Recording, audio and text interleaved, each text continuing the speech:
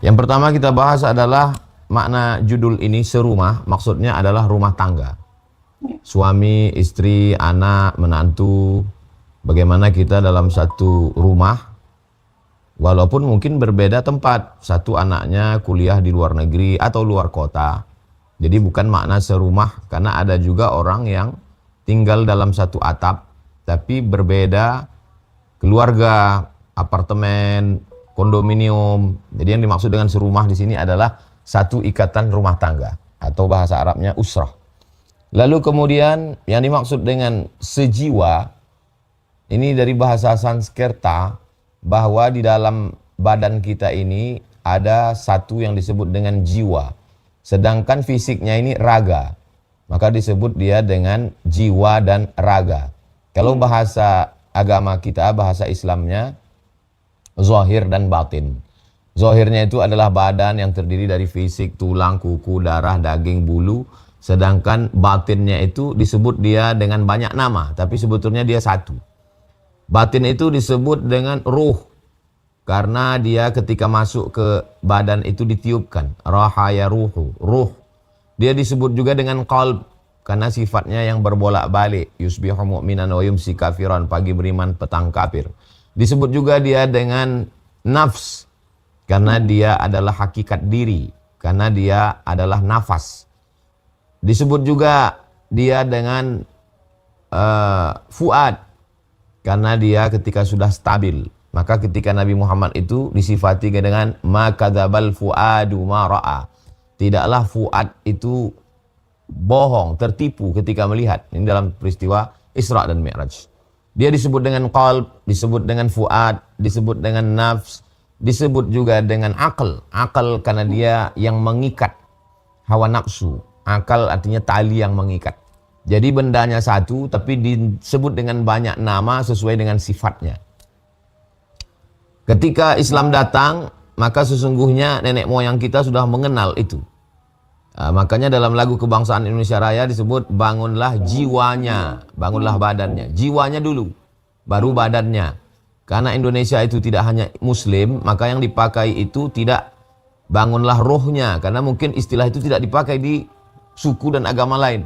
Maka kita mencari titik temu, bangunlah jiwanya. Itu jiwa dipakai di semua agama. Dan dalam Islam dia adalah ruh kita, spirit kita, semangat kita. Karena ini hanya cangkangnya saja yang dipoles dengan bedak, yang pakai skincare, yang pakai lipstick, itu hanya kulit telur. Adapun isinya itu, makanya kata Nabi, ala fil jasadi mudghah, ketahuilah di dalam jasad itu ada segumpal, ada sekepal. Idza sholahat sholahal jasadu kulluh. Kalau dia baik maka badan ini ikut jadi baik, mata jadi baik, telinga jadi baik, pikiran jadi baik. Wa idza fasadat fasadal jasadu kulluh. Tapi kalau dia rusak maka jasad ini pun ikut menjadi rusak.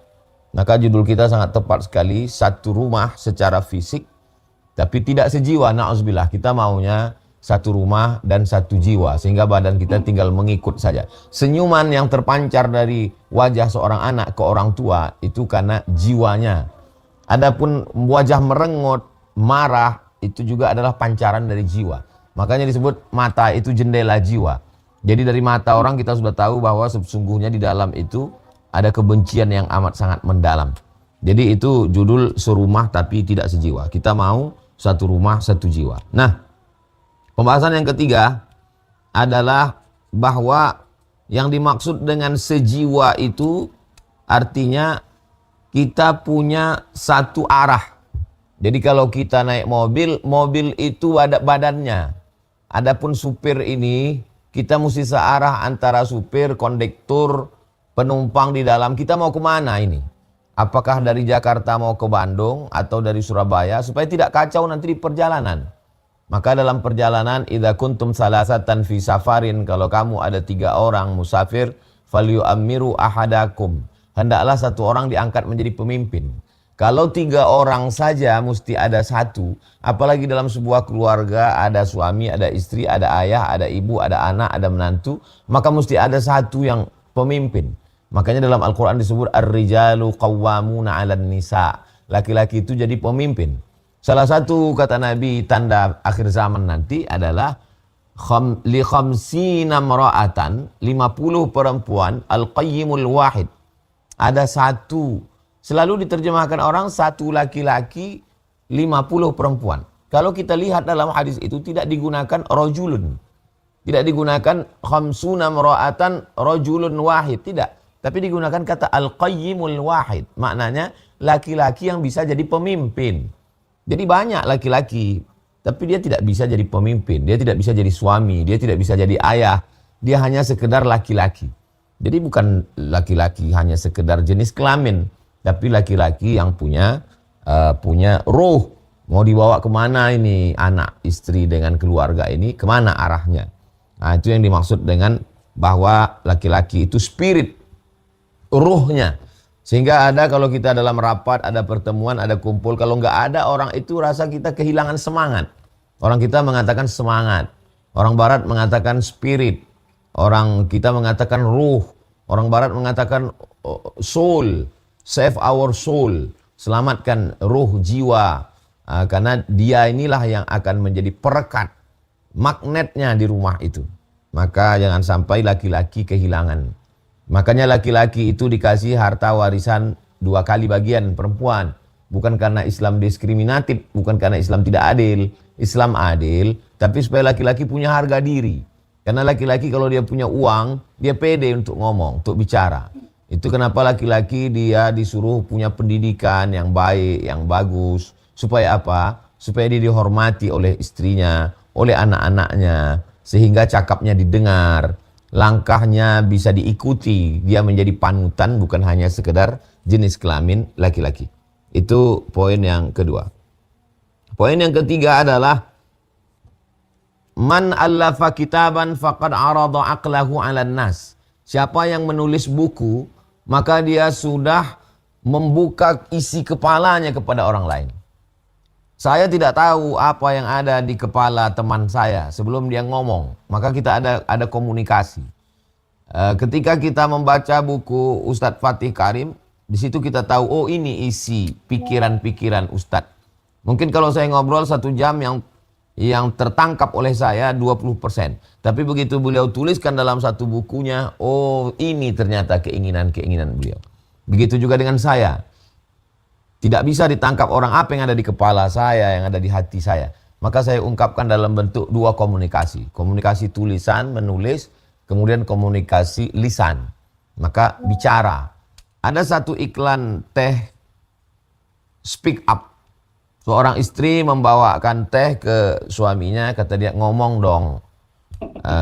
Speak up, ngomong. Jadi memancing istri, suami ngomong tuh dengan satu cawan teh. Iklan ini bagus karena sekarang orang tidak ngomong. Jadi ada fotografer mengambil foto dari lantai 2 di ruang tamu antara ayah, ibu, anak, cucu, menantu, kakek, nenek. Satu atap, satu rumah, satu ruangan, tapi semuanya main handphone. Maka dibuat komennya silent generation. Generasi yang sepi, generasi yang sunyi. Jadi yang satu ngomong dengan temannya di Papua, yang satu ngomong yang ada di luar negeri, yang satu. Jadi kita kehilangan komunikasi. Manusia sekarang aneh, unik. Justru di banyak alat komunikasi, ada handphone, ada Facebook, ada Twitter, ada grup WhatsApp. Kita kehilangan komunikasi di zaman kita sedang dibanjiri alat komunikasi. Kalau kita tonton TV, apa acara di TV itu? Acara di TV adalah TV mengundang 4 orang yang bertengkar di sosial media, lalu TV dengan tokohnya menampilkan mereka menjadi sebuah konflik. Jadi akhirnya TV lah tempat orang berkomunikasi. Padahal ada rumah, ada masjid, ada surau, ada warung kopi, tapi ternyata semua buntu. Akhirnya dipertemukan di TV, dan karena mereka sadar ini ditonton orang banyak, masing-masing menunjukkan keegoannya, dan tidak ada ingin untuk berkomunikasi sebenarnya. Hanya sedang show force. Inilah saya, inilah otak saya, inilah kekuatan saya. Selesai itu, ya selesai, buntu. TV dapat iklan, konten kreator dapat bahan, tapi tidak menyelesaikan masalah. Padahal yang kita inginkan adalah komunikasi yang baik. Nah, Setiap orang berbeda dalam hal komunikasi ini. Saya mungkin komunikasi lisan di depan orang banyak, tablik akbar, ceramah di stadion, di masjid, saya di gor, saya insya Allah bisa. Tapi kalau komunikasi untuk berdua, saya lebih nyaman dengan WhatsApp. Makanya kalau saya ditelepon, saya WA, mohon maaf saya sedang acara, tolong kirim WA atau voicemail, nanti saya akan balas. Karena saya punya waktu untuk berpikir menjawab, saya takut salah. Ya. Dengan Ustadz Fatih juga di beberapa hal, oke Ustadz, nanti akan saya kirim poin-poinnya. Poin 1, poin 2, poin 3. Ada orang yang nyaman ngomong. Saya sampai sekarang belum pernah menelpon Ustadz Adi Hidayat secara langsung. Saya lebih nyaman menggunakan lisan orang lain. Karena saya takut alat komunikasi ini tidak bisa mewakili diri saya. Tidak bisa. Saya dengan Ustadz Salim tidak langsung. Saya melalui orang lain. Jadi dalam beberapa hal saya langsung dengan Ustadz Fatih. Ustadz Fatih, nanti saya akan kirim beberapa poin tentang masalah ini. Ada orang yang nyaman ngomong berlama-lama langsung, tapi saya termasuk, saya lebih nyaman dengan komunikasi tulisan. Nah, jadi tentang ini kita pahami orang. Suami memahami istri, istri memahami suami, memahami anak, memahami teman, memahami kawan. Oh, kawan saya ini model yang begini. Komunikasinya ini memang begini. Nah, antar suku juga ada satu sifat-sifat persamaan. Tak sama antara orang Jawa dengan orang Batak, antara orang Bugis dengan orang Sunda, antara orang Melayu dengan orang Papua. Ada satu sifat general suku, dan kalau kita sudah paham itu, makanya dalam Al-Quran, khalaqnakum min dzakarin wa unsa wa ja'alnakum syu'uban wa qabaila lita'arafu. Ta'arafu diambil dari kata urf. Urf artinya kebiasaan, tradisi. Oh, kebiasaan orang Medan begini, kebiasaan orang Makassar begini, kebiasaan orang Bandung begini. Sehingga kalau sudah paham, kenapa dia suaranya begitu? Ya memang sudah begitu intonasinya. Jadi kita ada komunikasi antar suku, ada komunikasi antar person. Saudara kembar satu ayah, satu ibu, bisa jadi punya sifat yang amat sangat jauh berbeda. Lain ayah, lain ibu, lain suku, tapi bisa kita sejalan. Kenapa? Karena ada beberapa titik persamaan. Itu yang dimaksud dalam hadis, al-arwah junudun mujannadah. Ruh itu seperti pasukan bala tentara. Fama ta'arafa minha talaf. Kalau dia punya satu sisi kesamaan, dia akan bisa jalan bersama. Fama tanakara minha talaf. Tapi kalau dia punya sisi perbedaan, dia akan misah sendiri. Hanya burung jenis yang sama yang bisa hinggap di dahan yang sama. Sama-sama burung merpati. Tapi kalau yang satu burung gagak, yang satu burung elang, dia akan misah. Jadi Ustadz Somad dengan Ustadz Fatih beda sekolah, beda suku, beda latar belakang pendidikan. Kenapa bisa bersama? Saya yakin ada titik persamaan di antara kami. Jadi kita insya Allah bisa bersama. Kebersamaan itu lagi-lagi adalah komunikasi yang terbuka. Apa sebetulnya yang diinginkan, apa sebetulnya yang dimau. Saya tadi pagi mau menyambut tamu, janji tamunya datang jam 8. Saya dari rumah merasa sudah terlambat. Wah, ini kacau, saya sudah terlambat. Sampai di tempat nerima tamu, ternyata jam saya masih jam Kuala Lumpur, lebih cepat 1 jam.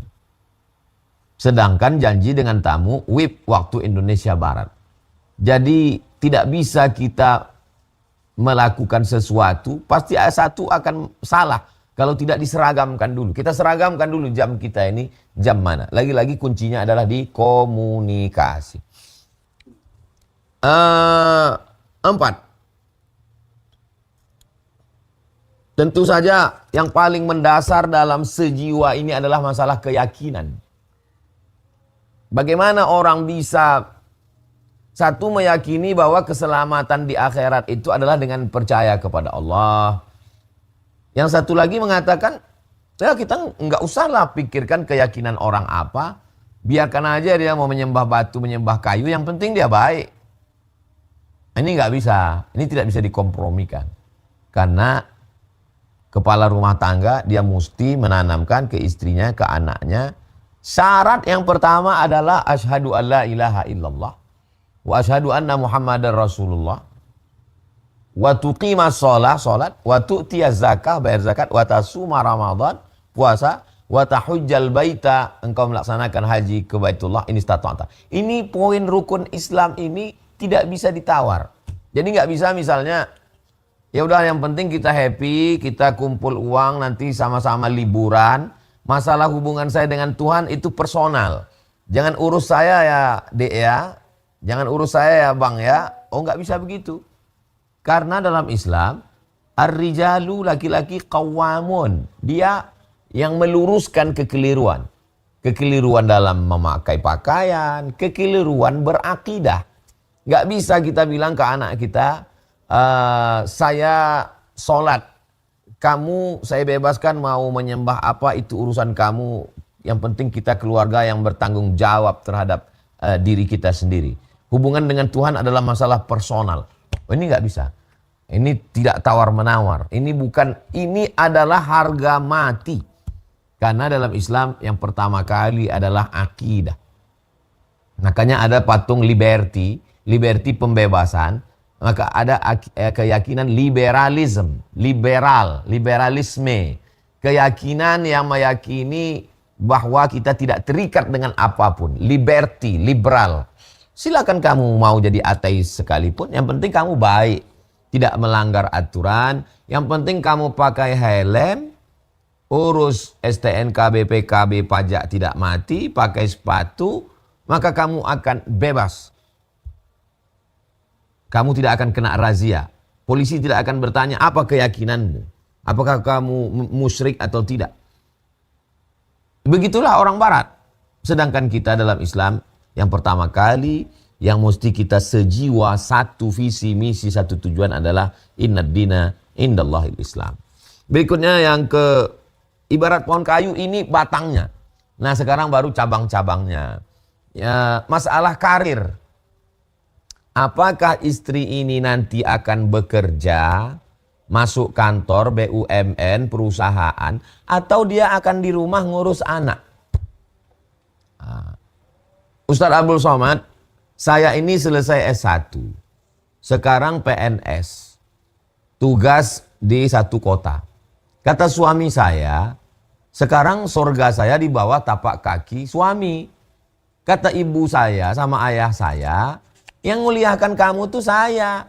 Aku yang gak ganti baju lebaran gara-gara kau kuliah dulu. 2 jari tapak kakimu kubesarkan. Kok bisa surganya pindah ke suamimu? Kata ayah saya sama emak saya, kamu tetap PNS, jangan keluar. Kata suami saya, karena kita beda kota, maka kamu keluar aja dari PNS. Lalu saya tanya, kalian dulu menikahnya dijodohkan atau ada ta'aruf? Oh kami pacaran lama Pak Ustadz, karena belum hijrah. Terus selama pacaran tuh nggak kalian bahas nanti akan tinggal bersama, apakah wanita karir atau jadi ibu rumah tangga jaga anak. Itulah Pak Ustadz, kami cuma makan bakso, makan mie ayam, lupa cerita itu. Kok bisa? Nah, jadi tolong yang masalah-masalah yang prinsip ini diputuskan dulu. Sehingga tidak kaget dia. Jadi kalau memang kamu mesti lepas dari pekerjaanmu, pegawai, BUMN, ASN, PNS, saya mau kamu di rumah menjaga anak. Maka tentu ada konsekuensi. Konsekuensinya adalah berarti suami menanggung belanja hidup. Berarti ada orang yang menolong di rumah, yang membantu, asisten rumah tangga kah namanya, apakah namanya. Jadi setiap keputusan itu ada harganya. Ada yang dibayar. Setiap keputusan itu ada resikonya. Life is take risk. Hidup adalah berani mengambil resiko.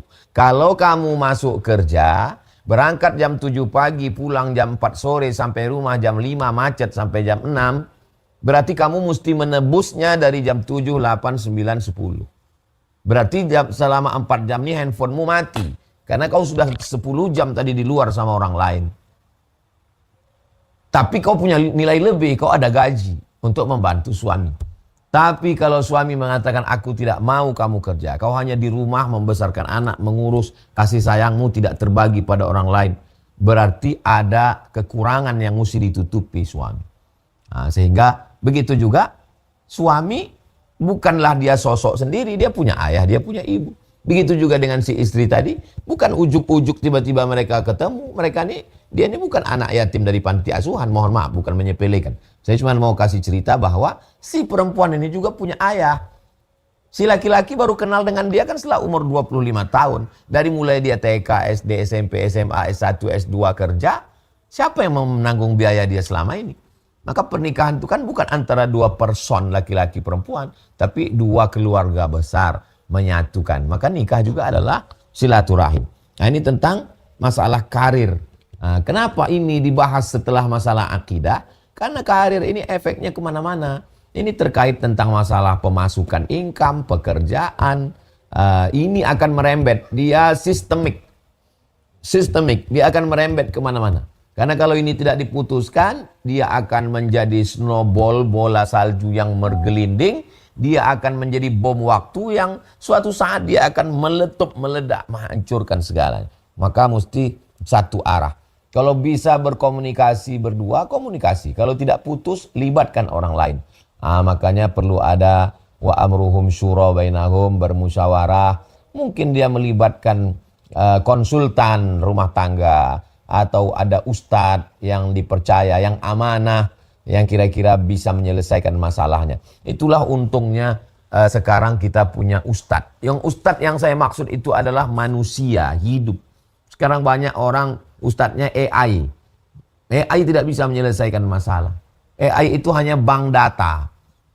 AI mengumpulkan 1000 data. Ketika kita tanya, dia paparkan ke 1000-nya. AI, apakah obat batuk? Disebutkannya merek-merek obat batuk. Habis itu dikasihnya lagi yang tradisional, jeruk kasih kecap. Ada lagi limau nipis dikasih dengan kapur sirih. Ada lagi macam-macam. Pas kita tanya mana yang paling bagus, dia nggak bisa ngasih karena dia nggak pernah batuk. Nah, jadi kalau kita punya guru kita itu punya pengetahuan dan dia punya percobaan hidup, pengalaman. Pengalamannya itu yang akan dia ceritakan. Guru itu punya perasaan, punya hati, punya ilham, ada doanya. Itu yang tidak ada pada AI. Maka beruntunglah keluarga besar Safira Cinta Quran, ada Ustadz Fatih Karim, tempat kita bertanya, berkonsultasi dari A sampai Z. Kalau ada anak-anak muda yang curhat, saya gagal menikah. Curhat dia ke Ustadz Fatih. Kata Ustadz Fatih, saya pun juga dulu pernah gagal tidak diterima orang pinangan saya, kata dia. Saya nonton tuh videonya. Jadi anak-anak muda yang merasa tidak diterima, oh ternyata beban saya ini tidak seberapa. Nah, jadi Ustadz Fatih Karim tempat bertanya tentang masalah karir. Kemudian yang keenam adalah pendidikan anak. Pendidikan anak ini kita mau yang bagaimana? Apakah kita mau yang mondok atau boarding school mondok atau full day? Apakah pendidikan umum atau pendidikan agama? Saya mau anak saya jadi ustadz. Pokoknya dia ahli agama. Kata yang satu, enggak mesti jadi ustadz. Saya mau anak saya jadi polisi. Polisi juga bisa nolong agama. Nah, jadi semua niatnya baik. Si ayah menurut dia dengan anak ini jadi ustadz, dia menolong agama. Kata si ibu nolong agama enggak mesti jadi ustadz. Jadi polisi, jadi tentara, jadi hakim juga bisa nolong agama. Ah, ini mesti disatukan. Sehingga nanti anak-anaknya ini tidak bingung masuk ke sekolah mana dia. Apa yang perlu dia tekuni, ilmu apa yang perlu dia dalami. Jangan sampai dia mengalami confused, bingung untuk mengambil keputusan. Sementara dia dua-duanya adalah orang yang dia sayang. Ini tentang masalah pendidikan anak. Poin yang ketujuh, tentang masalah penggunaan izin menggunakan alat-alat komunikasi sekarang. Yang satu mengatakan, ya biar aja, dia kan udah dewasa. Terserah dia mau pakai apa, kita belikan handphone, kita kasih paket, terserah dia. Kalau kata yang satu lagi, oh tidak bisa begitu. Kata si ibu yang lebih cermat, yang lebih detail, anak-anak hanya boleh pakai dari jam sekian sampai jam sekian. Maka kalau berdebat, debatnya itu di belakang layar. Sehingga audiens hanya mendapatkan keputusannya. Berdasarkan munaqashah perdebatan antara RI 1 dan RI 2, maka keputusannya adalah ini. Jadi bukan dia dilibatkan dalam perdebatan itu, akhirnya dia bingung sendiri.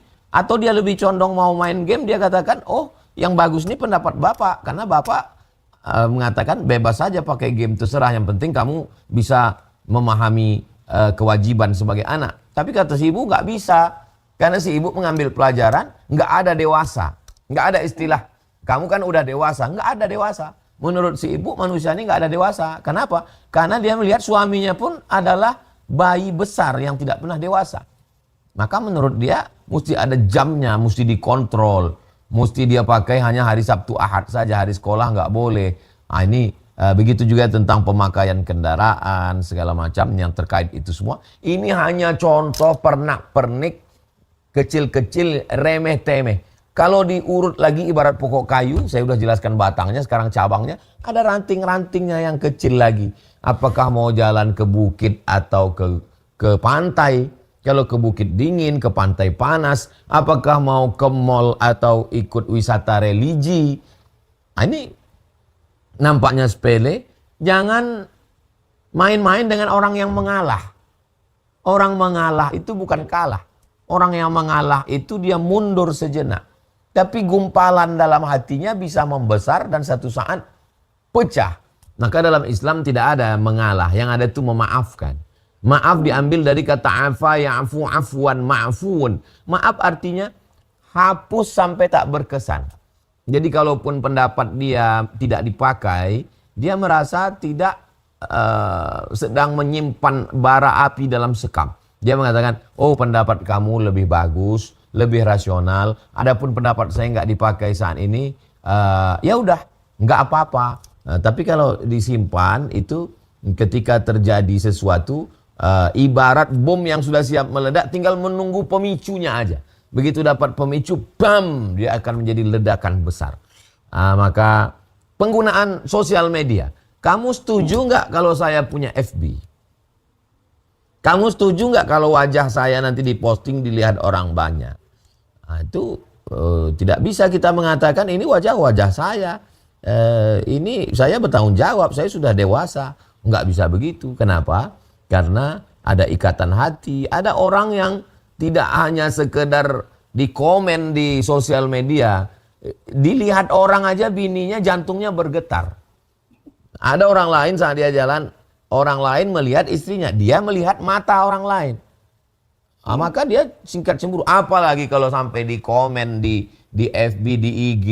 Oh cantiknya, bagi yang punya wajah, ini keberhasilan dia pakai filter. Tapi bagi suaminya itu adalah kecemburuan tingkat tinggi yang akan berubah menjadi kemarahan. Maka sebelum mengambil keputusan itu mesti ada duduk, mesti ada ngobrol, mesti ada ngomong, speak up. Apapun istilahnya adalah bagaimana supaya sejiwa. Tentang berangkat umroh atau tidak, pergi haji atau nanti dulu, tentang masalah berbagai macam, karena tidak lagi mengambil keputusan sendirian. Itu maka banyak orang yang berpikir lebih baik jomblo, lebih baik sendiri saja, apalagi kalau dia tidak terikat dengan agama. Maka orang Korea, orang Jepang mati dalam kesendirian. Karena menurut dia kalau sendiri di rumah sendiri semuanya bisa terselesaikan dengan sendiri. Tapi kalau sudah ada dua person, dua pikiran, maka dia perlu mensinkronkan, mengkonektingkan antara dua pikiran yang berbeda. Sama-sama telur ayam pun. Sama-sama suaminya mau telur ayam, istrinya mau telur ayam. Tapi yang satu telur dadar, yang satu mata sapi. Jadi tetap ada perbedaan. Maka yang suka mata sapi mesti berkata, iyalah untuk pagi ini aku dadar aja dulu. Mungkin nanti kita baru mata sapi. Itu. Padahal telurnya yang punya ayam. Nggak ada hubungan sama sapi. Tapi dia tetap. Jadi banyak hal kita belajar dari penggunaan kata-kata, dari pengalaman hidup. Lebih kurang 30 menit saya menyampaikan materi ini. Saya batasi pada 7 poin. Dan poin terakhir yang ke-8 adalah hati itu bukan punya kita. Walaupun dia di dalam diri kita, maka kita meminta kepada yang punya hati. Ya muqallibal qulub, engkau yang memiliki hati. Wahai engkau pemilik hati, lembutkanlah hati, tundukkanlah hati, pertautkanlah hati, samakanlah hati. Banyak hal yang tidak rasional, Karena benci dan sayang tempatnya sama, setipis kulit bawang. Habib habibaka haunamma, sukailah secukupnya, asa yakuna baghidaka yaumamma. Boleh jadi menjadi orang yang terbenci. Abghid baghidaka haunamma, benci secukupnya saja, karena boleh jadi berubah menjadi orang yang tercinta di satu saat. Oleh sebab itu maka rasionalnya begini. Tapi kok bisa jadinya begini ya? Nah, karena tidak banyak yang tidak rasional, termasuk cinta juga tidak rasional. Banyak kita lihat orang yang kalau pas jalan kondangan, nggak rasional nih orang ini bisa berjalan bersama. Pas ditanya, kok bisa? Mungkin ada orang yang sangat akrab dengan kawannya, kok bisa kau sama dia? Ini kan nggak rasional. Kalau rasional nggak cinta. Nggak rasional itulah cinta. Nah, jadi memang ada Allah yang mempertemukan, mempertautkan hati. Mungkin sama-sama berdoa, sama-sama mohon bimbingan Allah. Itulah 8 poin yang sengaja saya ringkaskan biar omongan saya terarah dan Bapak, Ibu, Abang, Kakak, Adik, sahabat juga mudah untuk menangkapnya. Tentu banyak hal lagi yang tidak terbahaskan. Terima kasih segala perhatian. Mohon maaf segala kesilapan dan kekhilafan. Saya penuh dengan kekurangan. Saya bukan makhluk yang sempurna. Kita sedang berbagi, sedang share informasi dan perjalanan hidup.